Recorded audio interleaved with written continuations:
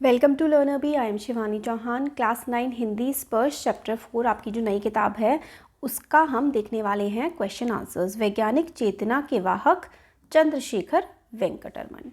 तो देखिए, जो सबसे पहला क्वेश्चन है, रमन भावुक प्रकृति प्रेमी के अलावा और क्या थे? तो वो एक इमोशनल एनवायरमेंटलिस्ट तो थे ही, उनको जो है वनस्पति और पेड़ पौधे पसंद थे। इसके अलावा वो क्या थे? तो इसके अलावा वो एक जिज्ञासु वैज्ञानिक भी थे, वो एक साइंटिस्ट भी थे।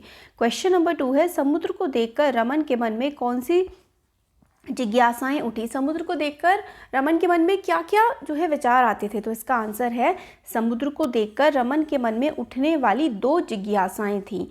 समुद्र का रंग नीला क्यों होता है? समुद्र का रंग नीला ही होता है और कुछ क्यों नहीं? तो मतलब बेसिकली 2 क्वेश्चन थे कि नीला ही क्यों होता है समुद्र का रंग। क्वेश्चन नंबर 3 है, रमन के पिता ने उनमें किन विषयों की सशक्त नींव डाली? तो रमन के पिता ने उनमें गणित और भौतिकी विषयों की सशक्त नींव डाली, मतलब ये 2 सब्जेक्ट्स मैथ्स एंड साइंस बहुत अच्छे से उनको पढ़ाए।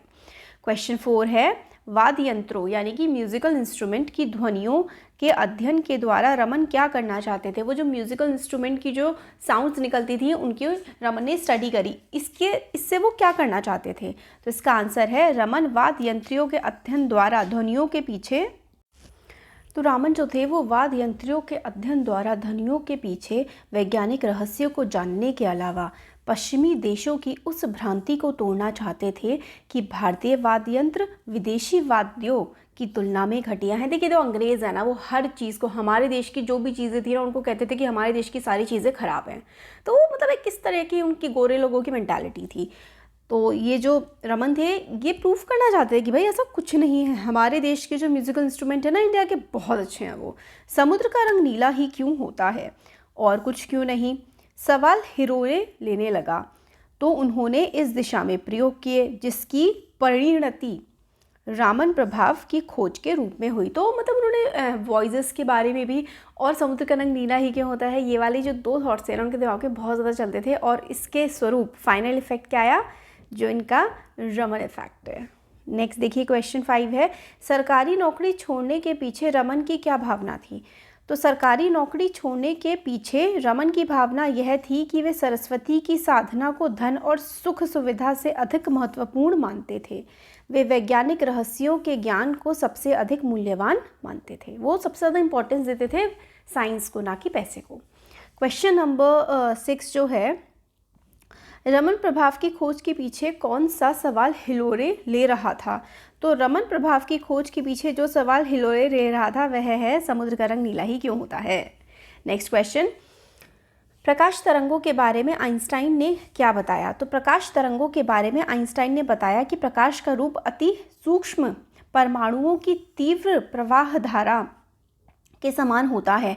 प्रकाश के कण बुलेट के समान तीव्र प्रवाह से बहते हैं। तो जो प्रकाश के कण हैं वो बहुत ही स्पीड से ट्रेवल करते हैं। क्वेश्चन 8 है, रमन की खोज ने किन अध्ययनों को सहज बनाया? मतलब कौन सी रिसर्चेस को रमन की खोज ने इजी बना दिया? तो रमन की खोज ने अणुओं और परमाणुओं की संरचना को सरल बनाने का कार्य किया, जिसका आधार एक वर्णीय प्रकाश के वर्षों में परिवर्तन था। तो जो लाइट किस तरीके से ट्रैवल करती है, जो स्कैटरिंग ऑफ लाइट है, ये सारी की सारी हमें रमन इफेक्ट की वजह से पता लगी। नेक्स्ट है, कॉलेज के दिनों में रमन की दिली इच्छा क्या थी? तो कॉलेज के दिनों में रमन की दिली इच्छा नए नए वैज्ञानिक प्रयोग करने की थी।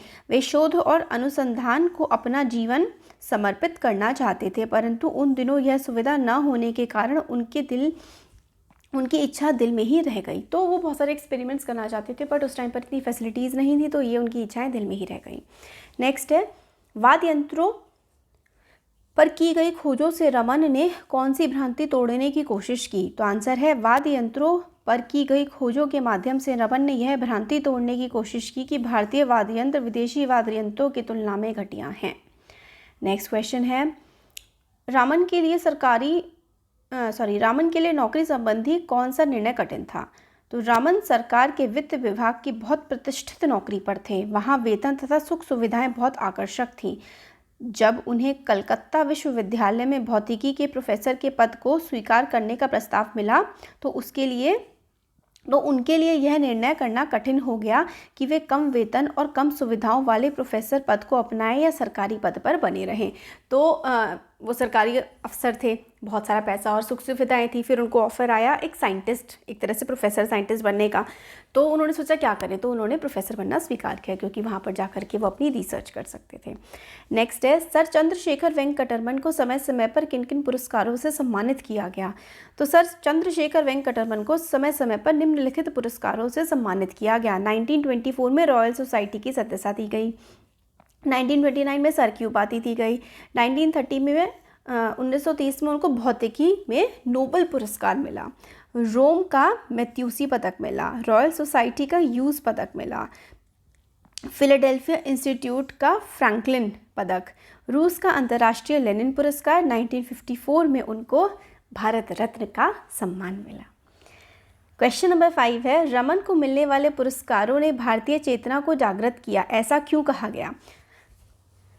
तो देखिए इसका आंसर है, रमन को मिलने वाले पुरस्कारों से भारतीयों का आत्मसम्मान और आत्मविश्वास बढ़ा, उनमें विज्ञान के प्रति रुचि बढ़ी, कितने ही युवा वैज्ञानिक शोध कार्यों की ओर बढ़े, एक प्रकार से भारत की सोई हुई वैज्ञानिक चेतना एकाएक जागृत हो उठी। देखिए जब हमारा देश गुलाम था उस समय पर अंग्रेज इस तरीके से बिहेव किया करते थे कि इंडिया के लोगों में तो दिमाग ही नहीं है, तो इसलिए हमारे देश में ना ही साइंटिस्ट बन रहे थे ना इंजीनियर, और अब देखो पूरी दुनिया में सबसे बड़े साइंटिस्ट इंजीनियर सब इंडिया से ही निकल रहे हैं। तो इसका मतलब है कि हम जो सोच लेते हैं, हमारी सोच बहुत ज़्यादा इंपॉर्टेंट होती है, इसलिए अच्छा और बड़ा ही सोचना चाहिए। नेक्स्ट है, रमन के प्रारंभिक शोध कार्यों को आधुनिक हठयोग क्यों कहा गया है। तो इसका आंसर है, रमन के शोध कार्यों को आधुनिक हठयोग इसलिए कहा गया है क्योंकि रमन नौकरी करते थे जिससे उनके पास समय का अभाव था। फिर भी वे प्रारंभिक शोध कार्य हेतु कोलकाता की उस छोटी सी प्रयोगशाला में जाया करते थे जिसमें साधनों का नितांत अभाव था। फिर भी रमन अपनी दृढ़ इच्छा शक्ति के बल पर इन्हीं काम चलाऊ उपकरणों से शोध कार्य करते थे। तो उनको क्योंकि कुछ करना था इसलिए उन्होंने रिसोर्सेज की कमी का बहाना ना दे करके उन्होंने अपने काम को आगे बढ़ाए रखा। नेक्स्ट क्वेश्चन है, रमन की खोज रमन प्रभाव क्या है, स्पष्ट कीजिए। तो रमन प्रभाव का आशय है उनके द्वारा खोजा गया सिद्धांत। उन्होंने खोज करके बताया कि जब प्रकाश की एक वर्णीय किरणें किसी तरल पदार्थ या ठोस रवों के अणुओं परमाणुओं से टकराती हैं तो उनकी ऊष्मा में या तो कमी हो जाती है या वृद्धि हो जाती है। इस कमी या वृद्धि की मात्रा के साथ उनके रंग में भी अंतर आ जाता है। बैंगनी ग है ये, ठीक है। बैंगनी रंग की किरणों में सर्वाधिक ऊर्जा होती है, इसलिए इसके रंग में भी सर्वाधिक अंतर आता है। लाल रंग में न्यूनतम ऊर्जा होती है, इसलिए इसमें न्यूनतम परिवर्तन होता है। इस सिद्धांत से किसी भी अणु या परमाणु की आंतरिक संरचना की सटीक जानकारी मिल सकती है। तो अंदर से ऑब्जेक्ट कैसा है इसकी बिल्कुल एक्यूरेट जानकारी मिल सकती है स्कैटरिंग ऑफ लाइट से, क्योंकि जो बैंगनी यानी कि वॉयलेट कलर जो है उसमें सबसे ज़्यादा एनर्जी होती है, इसीलिए उसमें उसकी वेव में सबसे ज़्यादा डिफरेंस आता है। रेड में सबसे कम एनर्जी होती है इसलिए उसमें डिफरेंस भी सबसे कम आता है। तो इससे हम लोग ये पता लगा सकते हैं कि कोई भी ऑब्जेक्ट कैसा है। क्वेश्चन 3 है, रमन प्रभाव की खोज से विज्ञान के क्षेत्र में कौन कौन से कार्य संभव हो सके। तो देखिए आंसर है, पदार्थों की आणविक और परमाणिक संरचना के अध्ययन के लिए रमन स्पेक्ट्रोस्कोपी का सहारा लिया जाने लगा। प्रयोगशाला में पदार्थों का संश्लेषण सरल हो गया। अनेक उपयोगी पदार्थों का कृत्रिम रूप से निर्माण संभव हो गया। तो हमें स्ट्रक्चर के बारे में पता लगने लगा कि कैसा ऑब्जेक्ट है, तो उससे हमें बहुत सारी रिसर्च आगे करने में हेल्प मिली। नेक्स्ट क्वेश्चन है, देश को वैज्ञानिक दृष्टि और चिंतन प्रदान करने में सर चंद्रशेखर वेंकटरमन के महत्वपूर्ण योगदान पर प्रकाश डालिए। तो इसका आंसर है, सर चंद्रशेखर वेंकटरमन ने देश को वैज्ञानिक दृष्टि तथा चिंतन प्रदान किया। इस दिशा में पहले उन्होंने स्वयं सांसारिक सुख सुविधा त्याग कर प्रयोग साधना की। उन्होंने रमन प्रभाव की खोज करके भारत का नाम ऊंचा किया। फिर उन्होंने बेंगलोर में एक शोध संस्थान की स्थापना की। उन्होंने अनुसंधान संबंधी 2 पत्रिकाएं भी चलाईं।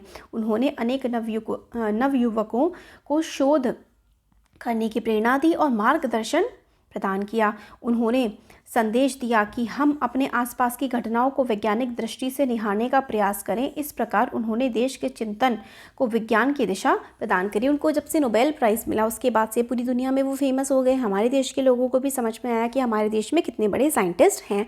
फिर उन्होंने 2 मैगजीन्स चलाई और बेंगलोर में एक उन्होंने इंस्टीट्यूट भी बनाया। नेक्स्ट क्वेश्चन है, सर चंद्रशेखर वेंकटरमन के जीवन से प्राप्त होने वाले संदेश को अपने शब्दों में लिखिए। तो सर चंद्रशेखर वेंकटरमन के जीवन से सुविधाओं की कमी अर्थात अभावग्रस्त जीवन में सदैव आगे बढ़ते रहने की प्रेरणा मिलती है। हमें विपरीत परिस्थितियों में भी अपनी अभिरुचि एवं सपनों को साकार करने के लिए लगन एवं दृढ़ विश्वास से कार्य करने का संदेश मिलता है। इसके अलावा विश्व विख्यात होने पर भी सादगीपूर्ण जीवन जीने तथा अपनी संस्कृति से जुड़े रहने के संदेश के अलावा दूसरों की मदद करने का संदेश भी मिलता है कि भाई कितने फेमस हो गए, उसके बाद भी एकदम बिल्कुल सिंपल सी लाइफ जीते थे और दूसरों की मदद करते थे। नेक्स्ट देखिए, उनके लिए सरस्वती की साधना सरकारी सुख सुविधाओं से कहीं अधिक महत्वपूर्ण थी। तो सरकारी सुख सुविधाएं, पैसा उससे ज़रूरी था उनके लिए ज्ञान के प्रति समर्पण।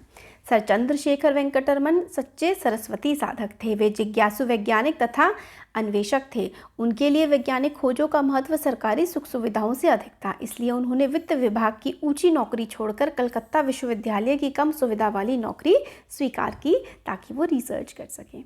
नेक्स्ट है, हमारे पास ऐसी ना जाने कितनी ही चीज़ें बिखरी पड़ी हैं जो अपने पात्र की तलाश में है। मतलब हमारे आसपास के वातावरण में अनेक चीज़ें बिखरी हैं पर हमारा ध्यान उनकी ओर नहीं जाता। पेड़ से सेब गिरना, समुद्र का नीला होना लोग सदियों से देखते आ रहे हैं पर न्यूटन और रमन के अलावा किसी का ध्यान उस ओर नहीं गया। वास्तव में इन चीज़ों को देखने, उन्हें सही ढंग से संवारने के लिए योग्य व्यक्तियों की सदैव ज़रूरत रहती है। हमारे आसपास बहुत सारी चीज़ें होती हैं बट हमें कई बार समझ में नहीं आती हैं। उनको एक्चुअली में समझने के लिए बहुत ही इंटेलिजेंट लोग चाहिए होते हैं। यह अपने आप में एक आधुनिक हठ योग का उदाहरण है। इसका क्या मतलब है?